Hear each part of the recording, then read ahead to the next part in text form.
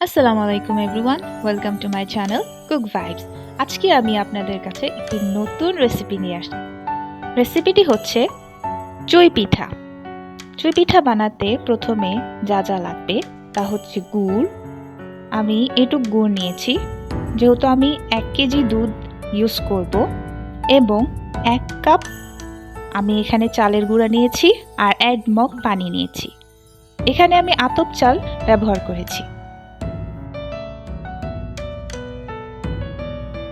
চালের ডোটা বানানোর সময় হয়তোবা কম বেশি পানি লাগতেই পারে, সেটা প্রয়োজন মতো দিয়ে নিতে পারেন। এখন আমি একটি প্যানে 1 মগ পানি ঢেলে দিচ্ছি এবং পানিটা ফুটে আসার সাথে সাথেই আমি সামান্য পরিমাণ একটু লবণ দিয়ে দিচ্ছি।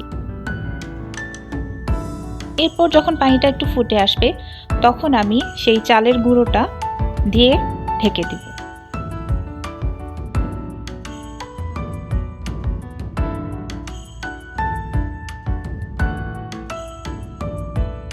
প্রায় 1 থেকে 2 মিনিট অপেক্ষা করব, যখন পানিগুলো ভালোভাবে বয়েল হয়ে যাবে। ডোগুলোকে ভালোভাবে মিক্স করে একটি প্লেটে নামিয়ে রাখব। এরপর আমি দুধ চুলায় বসিয়ে দিলাম। এটা ভালো মতো বয়েল করতে হবে। এরপর আমার যে এখানে ডোগুলো, সেগুলো থেকে আমি লেচি কেটে কেটে ছোট ছোট করে আমার চুই পিঠার শেপ দেওয়ার চেষ্টা করব। যেহেতু আমি এখন নতুন, আমি এখানে শেপ দেওয়ার জন্য অনেক ধরনের পদ্ধতি ব্যবহার করেছি। কোনোটা বড় হয়েছে, কোনোটা ছোট, কোনোটা মিডিয়াম। অ্যাকচুয়াল শেপটা আসলে বানাতে একটু টাফ এবং সময়ের ব্যাপার।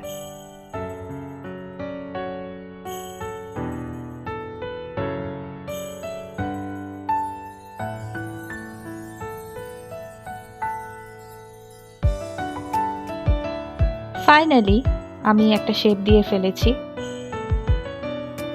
ফাইনালি আমার চুই পিঠাগুলো রেডি হয়ে গেল।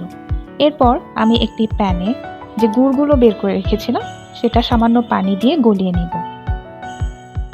গুড় গলানোর সময় একটা কথা মনে রাখতে হবে, ডাইরেক্টলি গুড়টাকে দুধের মধ্যে দেওয়া যাবে না, কারণ অনেক সময় গুড় পুরানো থাকে, যার কারণে দুধটা ফেটে যেতে পারে।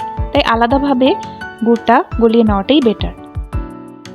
এখন আমরা একটা তেজপাতা, 2টা এলাচি এবং একটু দারচিনি দিয়ে দুধটাকে কিছুক্ষণ বয়েল করব।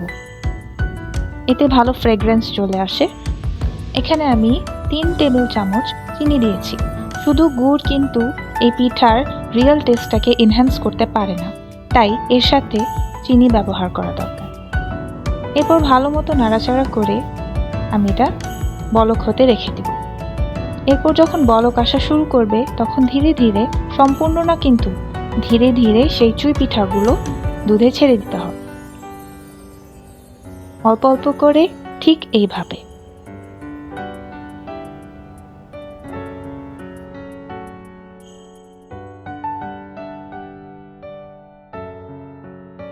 এরপর 2 থেকে 3 মিনিট অপেক্ষা করার পর যখন দেখবেন আপনার চুই পিঠাগুলো নরম হয়ে আসছে, রেডি হয়ে আসছে, তখন সামান্য লবণ দিয়ে দিব। এখন যে গুড়টা গরম করে রেখেছিলাম সেই গুড়ের সিরাপটা ঢেলে দিব পিঠাতে। এরপর ভালোভাবে নাড়াচাড়া করব।